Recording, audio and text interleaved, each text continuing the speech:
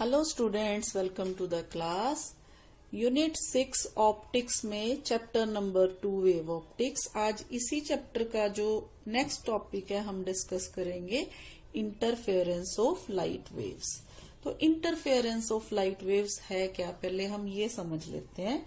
बेटा, अगर मान लीजिए हमारे पास सिंगल सोर्स ऑफ लाइट है तो वो क्या करता है, एनर्जी जनरेट करता है अपने आसपास, क्या करता है, distribution of energy in uniform way वो प्रोड्यूस करता है। जैसे यहां से वेव फ्रंट्स निकलने शुरू हो जाते हैं तो वो आगे आगे बढ़ते रहते हैं। लेकिन मान लीजिए अगर एक सोर्स के पास हम कोई दूसरा सोर्स ऑफ लाइट रख देते हैं जिसकी जो लाइट है, जो वेव्स हैं, उनकी वेवलेंथ और उनका एम्पलीट्यूड सब कुछ सेम है, तो जो क्लोज दो जो वेव फ्रंट प्रोड्यूस होंगे वो क्या करेंगे, एक दूसरे को इंटरफेयर करेंगे। यानी कि इनमें से जो वेव्स निकलेंगी वो क्या करेंगी, एक दूसरे में टकराएंगी। तो जो एनर्जी डिस्ट्रीब्यूशन होगा ना वो यूनिफॉर्म नहीं होगा बेटा, वो क्या हो जाएगा, नॉन यूनिफॉर्म हो जाएगा। तो इसी को हम कहते हैं इंटरफेरेंस ऑफ लाइट वेव्स। तो बेटा हम कह सकते हैं phenomena of non uniform distribution of energy in the medium due to superposition of two light waves is called interference of light. तो बेटा सबसे पहले 1801 में थॉमस यंग नाम के साइंटिस्ट ने डेमोन्स्ट्रेट किया, एक्सपेरिमेंटली इसको दिखाया, यंग्स डबल स्लिट एक्सपेरिमेंट करके, कि किस प्रकार से जो वेव्स हैं वो इंटरफेयर करती हैं और एक पैटर्न देती हैं जिसको हम इंटरफेरेंस पैटर्न बोलते हैं। इसके लिए उसने क्या किया बेटा, मान लीजिए मेरे पास एक सोर्स ऑफ लाइट है, ये मान लीजिए यहां से एक सोर्स ऑफ लाइट है मेरे पास, इस तरह से मान लीजिए यहां से एनर्जी जो है वो जनरेट हो रही है इस तरह से, ये वेव्स जो है आगे आगे आगे आगे ट्रांसफर हो रही हैं। तो यहाँ पे जो वेव्स का पैटर्न होता है वो मैंने आपको बताया था, इस तरह से क्रेस्ट और ट्रफ की फॉर्म में होता है। तो यहाँ पे जो डॉटेड लाइंस है वो मान लीजिए हमारे पास ट्रफ है, और ये जो डार्क लाइंस है ये क्या है, ट्रफ है, क्रेस्ट है सॉरी। तो यहां से ऐसे वेव्स जनरेट होती है। मान लीजिए ये एक सोर्स ऑफ लाइट है, अगर दूसरा सोर्स ऑफ लाइट भी इसी तरह से वेव्स जनरेट कर रहा है इस प्रकार से, अगर वो भी इसके पास इस तरह से आ जाता है तो ये देखिए इन दोनों की जो वेव्स होती हैं वो क्या करना शुरू कर देती हैं, एक दूसरे से इंटरफेयर करना शुरू कर देती हैं। अब यहाँ पे टू सोर्सेज ऑफ लाइट है अलग अलग, एक ये रहा एक ये रहा, दोनों में से वेव्स जो है जनरेट हो रही हैं और दोनों की वेव्स क्या कर रही हैं, सुपर इम्पोज कर रही हैं एक दूसरे के साथ, और यहाँ पे क्रेस्ट और ट्रफ जो है एक दूसरे के साथ इंटरफेयर कर रहे हैं। अब इंटरफेरेंस पैटर्न किस तरह से बनते हैं वो देखिए जरा इस प्रकार। उसने क्या किया, सबसे पहले एक सोर्स ऑफ लाइट लिया, मोनोक्रोमेटिक सोर्स ऑफ लाइट, उसमें से वेव्स जनरेट हुई। उसके बाद उसने यहाँ पे एक जो मान लीजिए कोई स्क्रीन है या कोई इस तरह से ऑब्स्टेकल खड़ा कर दिया जिसमें उसने टू नैरो स्लिट्स की, S1 और S2। अब ये जो वेव्स यहाँ से जनरेट हो रही हैं तो यही सोर्स की वेव्स जो है अब जब यहां से जाएंगी तो ये दो अलग अलग सोर्सेस का काम करेंगी। तो यहां से क्या होगा, S1 से इस प्रकार से वेव्स जनरेट होंगी, मान लीजिए ये जो ब्लू लाइन में मैंने दिखाया है, इसी तरह से S2 में ये पिंक लाइंस वाली वेव्स जो है वो जनरेट हो रही हैं। तो बेटा जब ये वेव्स जनरेट हो रही हैं तो ये जहां पे मैंने देखिए ये सेंटर में अगर आप ध्यान से देखोगे ना बेटा, यहाँ पे पिंक क्रेस्ट और ब्लू क्रेस्ट आपस में मिल रहे हैं, यहाँ पे पिंक ट्रफ और ब्लू ट्रफ आपस में मिल रहे हैं, यहाँ पे पिंक क्रेस्ट ब्लू क्रेस्ट, इसी तरह से pink trough blue trough, pink crest blue crest. मतलब ये एक ऐसी लाइन है जहां पे क्रेस्ट के साथ क्रेस्ट और ट्रफ के साथ ट्रफ जो है वो मैच कर रहे हैं। तो ये जो पोर्शन होता है ना बेटा, यहाँ पे जो लाइट होती है उसकी इंटेंसिटी जो होती है वो मैक्सिमम होती है तो इसको हम ब्राइट लाइट कहते हैं। यहाँ पे हम क्या कहते हैं कि यहाँ पे उसको क्या ऑब्जर्व किया उसने कि यहाँ एक स्क्रीन रख दी उसने, वहां पे उसको यहाँ क्या ऑब्जर्व हुआ, ब्राइट पैटर्न ऑब्जर्व हुआ यहाँ पे। तो ब्राइट के बिल्कुल साथ इस तरफ भी और इस तरफ भी, यहाँ पे ब्राइट और इस तरफ भी ये जो पोर्शन है ये क्या रिप्रेजेंट कर रहा है, डार्क। डार्क का मतलब ये है बेटा, अगर आप इधर से यहां जाओगे तो आप देखोगे कि क्रस्ट के साथ ट्रफ, ये देखिए जैसे ये ट्रफ ये क्रस्ट, ठीक है। इसी तरह से ये क्रस्ट और ये ट्रफ, जैसे जैसे आप आगे जाते जाओगे ये ब्लू क्रस्ट ये पिंक ट्रफ। तो ये कुछ ऐसे पॉइंट्स हैं जहां पे वेव्स जो है वो इस तरह से एक दूसरे से इंटरफेयर करती हैं कि जो इंटेंसिटी है वो क्या हो जाती है, मिनिमम हो जाती है। तो उसको हम बोलते हैं डार्क पैटर्न। यहाँ पे हमें डार्क जो है फ्रिंजेस या डार्क जो है बैंड जो वो ऑब्जर्व होता है। तो इसी तरह से यहाँ पे मान लीजिए एक डार्क इस तरफ, एक डार्क इस तरफ, फिर यहाँ पे ब्राइट, फिर यहाँ पे ब्राइट, फिर यहाँ पे डार्क, ब्राइट, डार्क, ब्राइट। तो एक बहुत अच्छा पैटर्न जो ऑब्जर्व किया स्क्रीन पे, जिसको हम इंटरफेरेंस पैटर्न कहते हैं, और इसको अभी हम आगे और जो है वो डिस्कस करेंगे। मेन था आपको बताना कि किस तरह से इंटरफेरेंस ऑफ लाइट जो है वो होती है। तो यंग्स ने क्या ऑब्जर्व किया बेटा कि यहाँ पे जो इंटरफेरेंस पैटर्न है इस तरह से, यहाँ देखिए ये ब्राइट डार्क इस तरह से, जैसे ब्राइट मीन्स जहां पे मैक्सिमम इंटेंसिटी, डार्क मीन्स जहां पे मिनिमम इंटेंसिटी। तो उसने क्या ऑब्जर्व किया, मान लीजिए यहां से एक सोर्स ऑफ लाइट है वो हटा लिया जाता है, ये हटा लिया हमने। जब सोर्स ऑफ लाइट हटा लेते हैं तो यहाँ पे हमें कोई इंटरफेरेंस पैटर्न जो है वो नहीं मिलता, यहाँ पे कोई इंटरफेरेंस पैटर्न ऑब्जर्व नहीं करते हम। इसी तरह से बेटा अगर मान लीजिए हम सिंगल सोर्स में से आगे वेव्स जो है वो टू सोर्स में डिवाइड करने की बजाय अगर हम मान लीजिए दो सोर्सेज ले लेते हैं, एस और S, different sources of light ले लेते हैं, तो भी हमें यहाँ पे इंटरफेरेंस पैटर्न जो है वो नहीं मिलता, क्योंकि कोई भी दो सोर्सेज ऑफ लाइट जो है वो कॉन्टिन्यूसली लाइट एमिट नहीं कर सकते जिनकी वेवलेंथ और एम्पलीट्यूड जो है वो सेम हो। तो ये बेटा फैक्ट्स जो है ऑब्जर्व किए यंग्स ने। तो अब इसी पे हम आगे थोड़ा सा और डिटेल में पढ़ते हैं। तो इसका मतलब ये हुआ बेटा कि सस्टेन्ड इंटरफेरेंस पैटर्न लेने के लिए, यानी कि एक ऐसा पैटर्न लेने के लिए जो थोड़ी देर के लिए बना रहे यहाँ पे स्क्रीन पे, तो कुछ ना कुछ कंडीशंस होंगी, ठीक है। मैक्सिमा और मिनिमा, यानी कि मैक्सिमम इंटेंसिटी और मिनिमम इंटेंसिटी फिक्स रहे। अगर यहाँ पे ब्राइट है तो यहाँ पे ब्राइट रहे, यहाँ पे डार्क है तो यहाँ पे डार्क रहे, तो उसके लिए कुछ ना कुछ कंडीशन होगी, ठीक है। तो इसको हम कहते हैं सस्टेन्ड इंटरफेरेंस, यानी कि पैटर्न जो है बना रहे।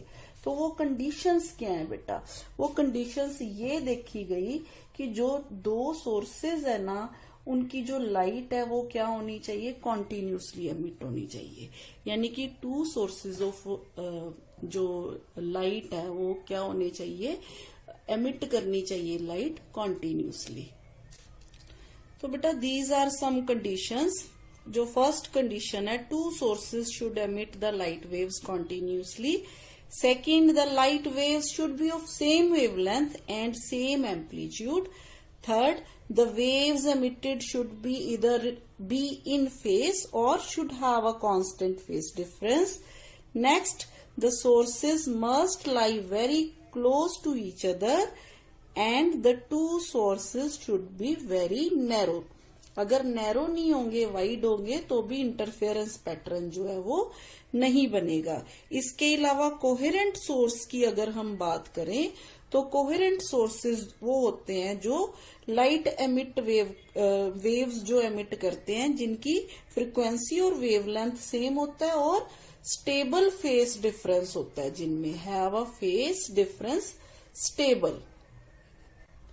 तो कोहेरेंट सोर्सेज लेने का सबसे अच्छा तरीका क्या है फिर कि एक पेरेंट सोर्स लिया जाए और उसी सोर्स को आगे उसमें से क्या किया जाए, टू सोर्सेस हैं, जैसे यंग्स ने S1 और S2, दो सोर्सेस जो हैं वो जो यहां से लाइट एमिट कर रही है, एक्चुअली वो लाइट किसकी है, ये पेरेंट सोर्स की है। तो इस तरह के जो सोर्सेस होते हैं वो क्या होते हैं, कोहेरेंट होंगे, क्योंकि लाइट तो यहीं से आ रही है। इसी तरह से तो बेटा यहाँ पे हम ये कह रहे हैं कि principle of superposition of light waves है जो, वो इंटरफेरेंस ऑफ लाइट को बहुत ही अच्छी तरह से एक्सप्लेन करता है। हम इसी कंसेप्ट को यूज करेंगे इंटरफेरेंस ऑफ लाइट में। तो ये principle of superposition of light wave क्या कहता है, पहले तो ये देख लीजिए। मान लीजिए बेटा दो वेव्स है हमारे पास जिनकी डिस्प्लेसमेंट y1 और y2 है। एक वेव की डिस्प्लेसमेंट मान लीजिए किसी इंस्टेंट पे y1 है और दूसरी वेव की y2 है। तो सुपरपोजिशन प्रिंसिपल ये कहता है कि जो रिजल्टेंट डिस्प्लेसमेंट होती है इन दोनों वेव्स की वजह से, या दो से ज्यादा वेव्स भी हो सकती हैं, तो वो क्या किसके बराबर होती है, vector sum of the displacements due to individual waves. इसको कहते हैं superposition principle of light waves. तो इसी तरह से बेटा अगर मान लीजिए दो वेव्स हैं जो सेम फेस में है, यानी कि एक ही तरह से ट्रेवल कर रही है, क्रेस्ट के साथ क्रेस्ट और ट्रफ के साथ ट्रफ, तो ऐसी अगर दोनों वेव्स इंटरफेयर करती हैं तो हमें जो इंटेंसिटी है वो मैक्सिमम मिलती है। ठीक है, इसी तरह से अगर दो वेव्स मान लीजिए इस तरह से ट्रेवल कर रही हैं आउट ऑफ फेस, यानी कि अगर इसका क्रेस्ट है तो इसका यहाँ पे ट्रफ है, तो ये दोनों वेव्स जब मिलती है तो हमें यहाँ पे कोई वेव प्राप्त नहीं होती, यानी कि यहाँ पे नो वेव मीन्स यहाँ पे हमें इंटेंसिटी जो है वो नहीं मिलती, डार्कनेस होती है। यहाँ पे मैक्सिमम इंटेंसिटी मीन्स ब्राइटनेस होती है। इसका रीजन क्या है बेटा, क्योंकि जो वेव्स होती हैं उनमें क्या होता है, पार्टिकल्स वाइब्रेट करते हैं। इस केस में क्या होता है, फर्स्ट वेव से भी और सेकंड वेव के केस में भी जो पार्टिकल को फोर्स है वो एक ही डायरेक्शन में लगती है, तो जो रिजल्ट होता है वो क्या होता है, फोर्स का ज्यादा होता है, तो इसी वजह से हमें एम्पलीट्यूड ज्यादा मिलता है। इस केस में क्या होता है, इस तरफ की जो डिस्प्लेसमेंट है, इस तरफ को अगर पार्टिकल को फोर्स लगती है तो ये वाली फोर्स उसको कैंसिल कर देती है, तो हमें यहाँ पे कोई वेव नहीं मिलती। तो कहने का मतलब ये है बेटा, जो स्क्रीन पे हमें ब्राइट और डार्क पैटर्न्स मिलते हैं ना, वो इसी वजह से मिलते हैं। डार्क का मतलब जहां पे वेव्स जो है डिस्ट्रक्टिव वे से इंटरफेयर कर रही हैं, और ब्राइट पैटर्न का मतलब ये है कि वहां पे वेव्स जो है वो कंस्ट्रक्टिव वे से क्या कर रही है, इंटरफेयर कर रही है। Pattern of waves. जी बेटा, to obtain conditions for constructive and destructive interference pattern, यहाँ पे हम ये सेटअप है बेटा जिसमें मैंने आपको बताया था, यहाँ S1 और S2 to coherent sources of light हैं, जो कि यहाँ ये S सोर्स, यहाँ सेम सोर्स में से जो लाइट निकल रही है उसको ही आगे क्या कर रहे हैं, प्रोड्यूस कर रहे हैं। तो मान लीजिए बेटा एक टाइम पे यहाँ सामने स्क्रीन है, यहाँ से भी वेव्स निकल रही हैं और यहाँ से भी वेव्स निकल रही हैं, किसी एक पॉइंट P पे जाके क्या करती हैं, वो यहाँ पे जाके मीट करती हैं। तो यहाँ हमने पॉइंट P पे, जो कि O सेंटर है यहाँ सोर्स के बिल्कुल सामने, यहाँ OP तक हम देखना चाहते हैं कि यहाँ पे कौन सा पैटर्न बनेगा, कंस्ट्रक्टिव बनेगा या डिस्ट्रक्टिव, यानी कि इंटेंसिटी मैक्सिमम होगी या मिनिमम होगी लाइट की। तो इसके लिए बेटा हम कंसिडर कर रहे हैं यहाँ पे displacements of waves from S1 and S2 at point P on the screen at any time t। तो मान लीजिए Y1 जो है वो फर्स्ट वेव के लिए डिस्प्लेसमेंट और Y2 जो है वो सेकंड वेव के लिए डिस्प्लेसमेंट है। तो मान लीजिए Y1 जो है displacement is equal to A1 sine omega t। ठीक है, इसी तरह से जो वेव यहां से निकल रही है उसके लिए डिस्प्लेसमेंट जो है वो A2 sine omega t plus phi is phase difference. तो बेटा फाई ऐड क्यों होगा? मान लीजिए यहां से देखिए एक वेव निकलनी शुरू हुई, तो ये यहां पे जब पहुंचेंगी, मान लीजिए यहां 3 वेव्स यानी कि 3 लैम्डा वेव्स पहुंचती हैं। अब यहां से जब हम चलेंगे तो पहुंचते पहुंचते यहां पे मान लीजिए 5 जो है लैम्डा 5 टाइम्स जो है लैम्डा वेव्स पहुंचती है। तो यहाँ पे जो यहाँ फेस एंगल है जो इसका ज्यादा होगा, फेस डिफरेंस ज्यादा होगा, क्योंकि जैसे जैसे हम आगे बढ़ते हैं टाइम के साथ साथ एंगल जो है वो बढ़ता जाता है। यहाँ पे 90, यहाँ पे 180, यहाँ पे जाके 360, यहाँ पे 270। ठीक है, ये मैंने आपको पहले भी समझाया हुआ है कि जिस तरह से टाइम बढ़ता है उसी तरह से ये डिस्प्लेसमेंट इस तरह से वेव की बढ़ती रहती है। तो यहाँ पे जाके जहां मैक्सिमम पोजीशन होती है, यहाँ एंगल कितना होता है? 90 डिग्री होता है। यहाँ पे 180, यहाँ पे जो है 270 और यहाँ पे 360। तो ये साइन वेव के केस में है। ठीक है, अब मान लीजिए एक वेव है जो उस केस में डिस्प्लेसमेंट ये है, दूसरे केस में जो दूसरी वेव है उस केस में डिस्प्लेसमेंट ये है। तो बेटा जब हम रिजल्टेंट डिस्प्लेसमेंट फाइंड आउट करेंगे एट पॉइंट P, तो वो किसके बराबर हो जाएगी? रिजल्टेंट डिस्प्लेसमेंट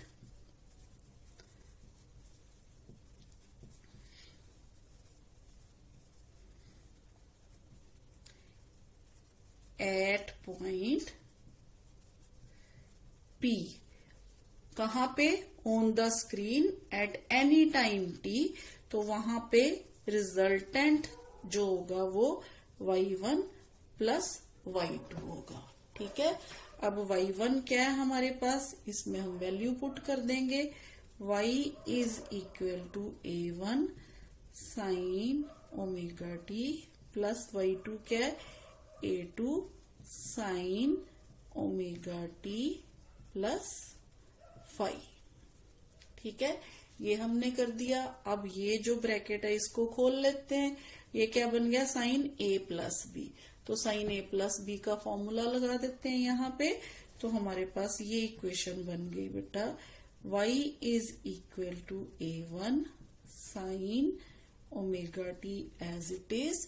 यहाँ पे हमारे पास बन गया A2 sine omega T cos phi plus क्या आ गया? Sine A cos B plus cos A sine B, यानी कि A2 यहाँ पे हमारे पास cos omega T sine phi आ गया। ठीक है, तो इसको हम अरेंज कर लेते हैं। y is equal to sine omega t, अगर हम कॉमन निकाल लें तो यहाँ पे A1 बच जाएगा, यहाँ पे A2 cos फाई बच जाएगा। तो अंदर आ गया A1 plus A2 cos phi. इसी तरह से ये term A2 cos omega T sine phi as it is आ गई। ठीक है, यहाँ पे हमने साइन ओमेगा टी कॉमन ले लिया, अंदर A1 और यहां से A2 cos फाई, और ये टर्म ऐसे की ऐसी आ गई। तो बेटा अब यहां से हम ये जो टर्म है इसको मान लेते हैं R cos थीटा या A cos थीटा, जो भी आप लिखना चाहो।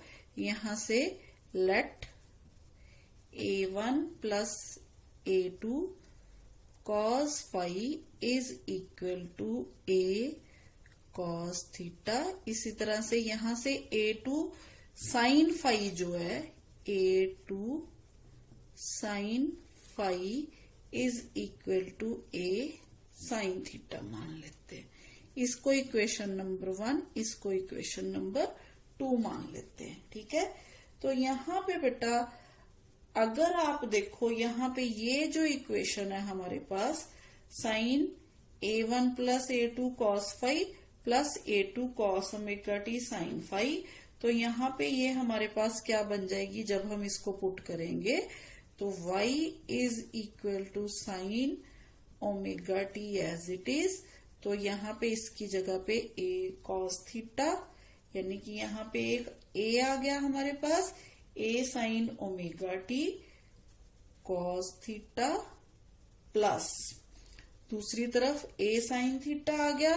तो ये टर्म हमारे पास आ गई a, यहाँ पे cos ओमेगा टी ऐसे का ऐसे cos omega T sine theta, यानी कि यहाँ पे हमने a2 साइन फाई की जगह a साइन थीटा जो है वो पुट कर दिया। ठीक है, तो ये इक्वेशन जब हमारे पास आ गई तो फिर यहाँ पे भी sine a cos b plus cos a sine b, तो यहाँ पे y जो है हमारे पास किसके बराबर आ गया, a sign omega t plus theta के बराबर।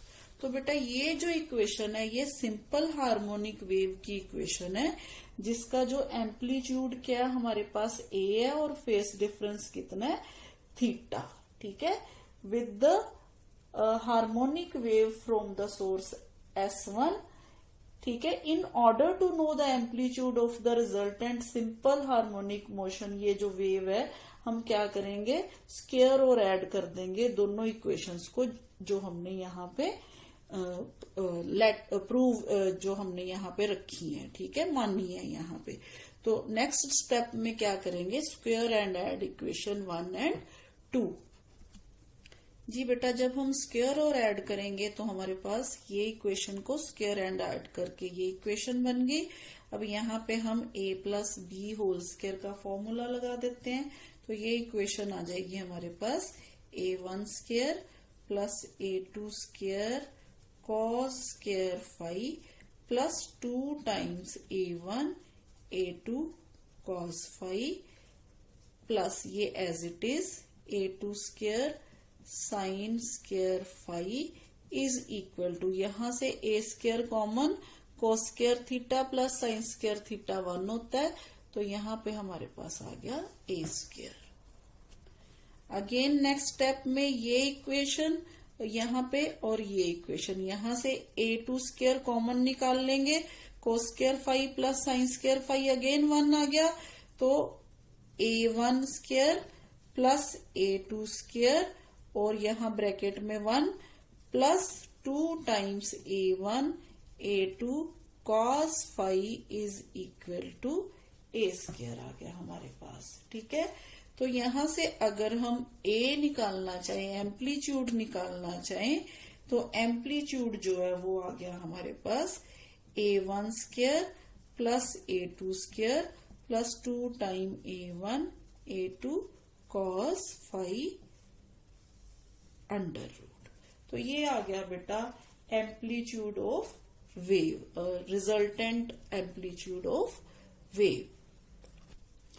तो यहाँ पे आ गया बेटा intensity of light is directly proportional to the square of amplitude of the wave.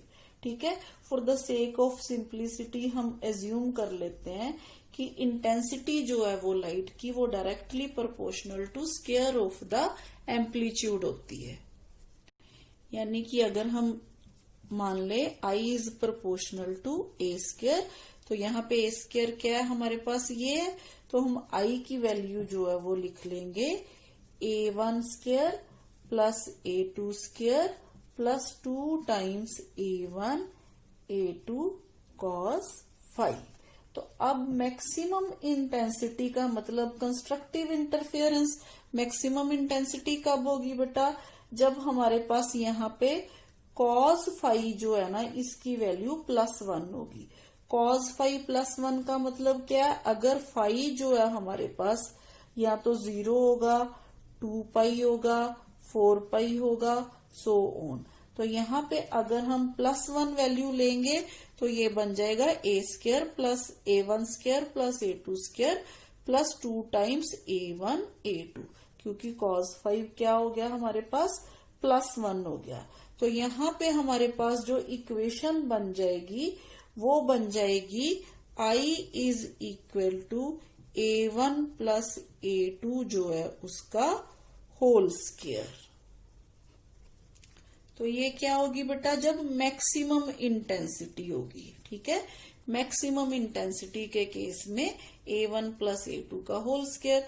इसी तरह से मिनिमम इंटेंसिटी कब होगी, मिनिमम इंटेंसिटी तब होगी जब ये जो वैल्यू है ये किसके बराबर आ जाए, -1 के बराबर आ जाए, ठीक है। अब -1 के बराबर आने का क्या मतलब है कि यहाँ पे फाई की वैल्यू है जो वो या तो पाई होगी या 3 पाई होगी या 5 पाई होगी। तो यहाँ पे हमारे पास आ जाएगा -1, A1 square plus A2 square -2 times A1 A2। तो ये किसका फॉर्मूला होता है, A1 माइनस A2 का होल स्क्वायर, ठीक है। तो यहाँ पे आ जाएगा A1 माइनस A2 का होल स्क्वायर, और यहाँ फाई की वैल्यू जो है वो हो जाएगी बेटा हमारे पास, मान लीजिए 180 डिग्री, ठीक है। 180 डिग्री, या इसके बाद 3 पाई या 5 पाई, ठीक है, इस तरह से। तो बेटा यहाँ पे फाई जीरो का मतलब क्या हुआ, जैसे मैंने आपको पहले ही बताया था, फाई जीरो का मतलब ये हुआ कि फेस डिफरेंस जीरो है, यानी कि वेव्स इस तरह से आ रही हैं, इस तरह से, ठीक है। या तो जीरो है या 2 पाई है, यानी कि अगर दूसरी वेव शुरू भी होती है तो मान लीजिए यहां से शुरू होती है कांस्टेंट फेस डिफरेंस, ठीक है। तो ये हो गया बेटा, तो इसका मतलब इस प्रकार से जो वेव्स जहां पे स्क्रीन पे जाके टकराएंगी वहां पे इंटेंसिटी मैक्सिमम होगी, यानी कि कंस्ट्रक्टिव इंटरफेरेंस होगी।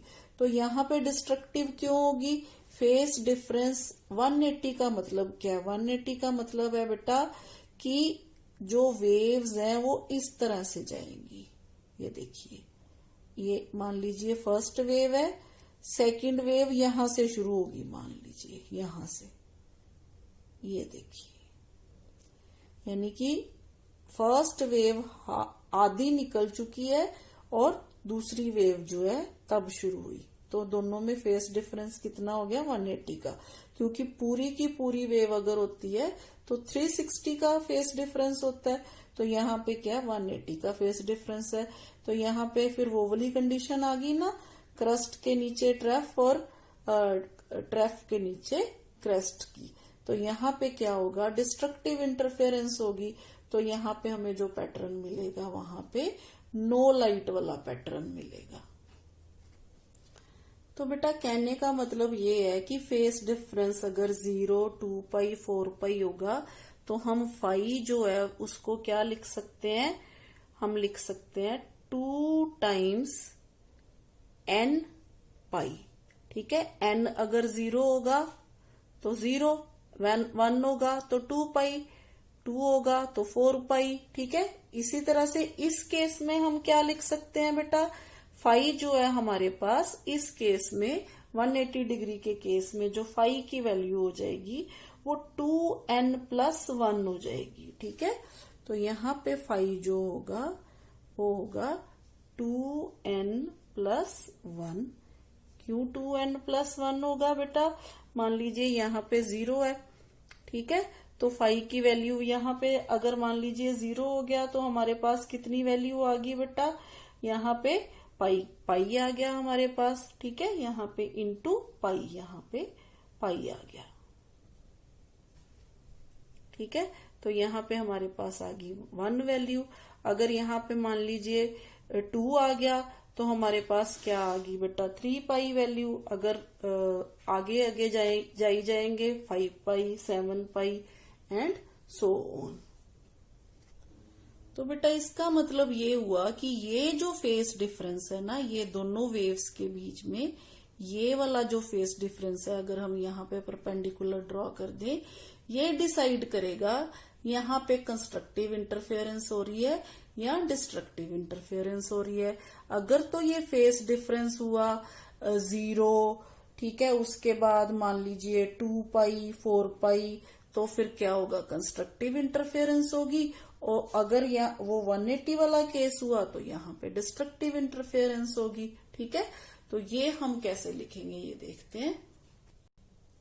तो मान लीजिए बेटा ये जो फेस डिफरेंस है यानी कि S2P में से S1P कर देंगे तो ये जो फेस डिफरेंस है मान लीजिए स्मॉल p के बराबर है। ठीक है, तो ये फेस डिफरेंस को डिसाइड करने के लिए अब हमें पता है कि जो फेस डिफरेंस P है वो क्या डिसाइड कर रहा है, इंटरफेरेंस कंस्ट्रक्टिव या डिस्ट्रक्टिव।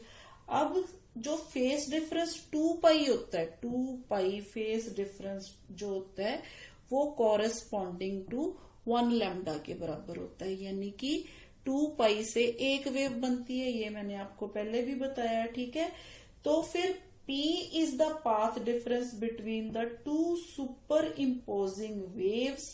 then अगर हमारे पास मान लीजिए कंस्ट्रक्टिव इंटरफेरेंस हुई तो यहाँ पे ये कंडीशन बनेगी 2 pi P by lambda is equal to 0, 2 pi, 4 pi, so on. ठीक है, तो यहाँ पे फिर पाई किसके बराबर हो जाएगा, 0, lambda, 2 lambda, 3 lambda, so on, यानी कि n लैम्डा के बराबर। तो यहाँ पे आ गया ना, यानी कि पूरी की पूरी वेव या 2 वेव्स या 3 वेव्स ऐसा अगर डिफरेंस हो तो जो इंटरफेरेंस होती है वो क्या होती है, कंस्ट्रक्टिव इंटरफेरेंस होती है। ये कंडीशन किसके लिए है, कंस्ट्रक्टिव इंटरफेरेंस के लिए, कंस्ट्रक्टिव इंटरफेरेंस। तो इसी तरह से बेटा ये तो हो गया कंस्ट्रक्टिव। डिस्ट्रक्टिव के लिए हमने फाई क्या कहा था, पाई, 3 पाई, 5 पाई, सोन। तो इसका मतलब यही वाली जो वैल्यू है वो किसके बराबर हो जाएगी, 2 पाई P बाय लैम्डा जो है वो किसके बराबर आएगा, पाई, 3 पाई, 5 पाई एंड सो ऑन। ठीक है, तो यहां से फिर स्मॉल p की जो वैल्यू है वो किसके बराबर आ जाएगी, लैम्डा बाय 2 और 3 लैम्डा बाय 2 और 5 lambda by 2 so on 2n+1 lambda by 2। तो ये आ गया बेटा for destructive interference, for destructive interference.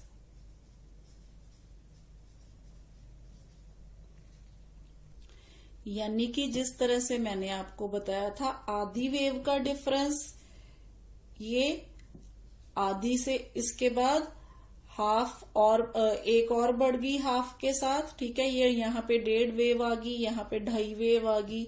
तो इस तरह से जब डिफरेंस होगा तो वहां पे हमें क्या मिलेगा, destructive means no light, no light means darkness. ठीक है, यहाँ पे डार्क पैटर्न मिलेगा।